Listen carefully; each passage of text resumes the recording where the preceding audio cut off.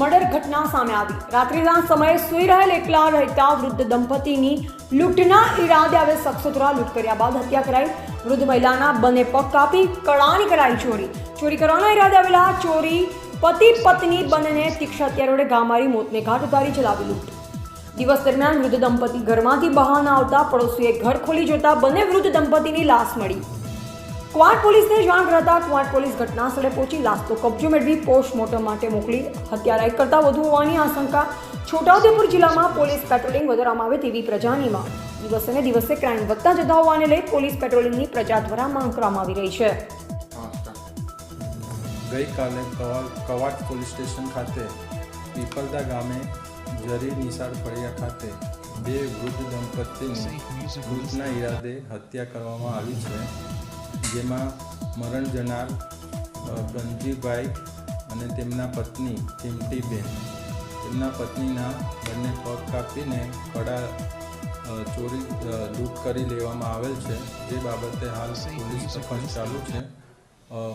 પોલીસની અલગ અલગ ટીમો બનાવીને આરોપીને પકડવાની તજવીજ હાથ ચાલુ છે। બોલો ખબર જો હતો છોકરોને એટલે મારે સાહેબ પાસે મંદિરે ચોવી લઈને ગયા હતા ખવડાવવા ગયા હતા, એટલે પછી અહીંથી આવીને અમે કમાટથી દવા લઈને આવ્યા એટલે પછી ખેતર આવ્યા દવા છાંટીને પછી 4:30 વાગે જેવો પછી અમારે કાકણપરા ડાગ હતો, તે ડાગે મારે ઘરના જ્યાં હતા તે કે તારા દાદા નહીં આવ્યા અને ભાભી પણ નહીં આવી, જ્યાં કાં ગયા। એટલે મેં પછી છોકરાને કીધું કે આપણે ગમે તેમ પણ ઘરે જઈએ કામ મેલીને, એટલે અમે ઘરે ગયા।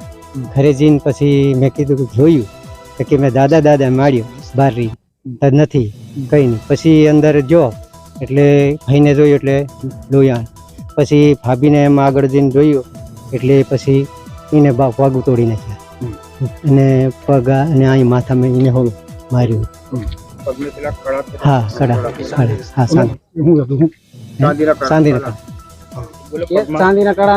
ચાંદીના કડા હતા। પગ તોડી લીધા, પગ તોડીને પાછ બાજુમાં મૂક્યું। પછી શું કર્યું તમે? પછી મેં ફળિયાવાળાને કીધું કે આવી રીતે થઈ ગયું, બધા જાણ કરી એટલે બધા ભેગા ફેરા થઈ ગયા ફળિયાવાળા। એટલે પછી એ રીતે પછી અમે ભેગા થઈને પછી ફરિયાદ જાણ કરી। શું નામ તમારું? વિઠ્ઠલ।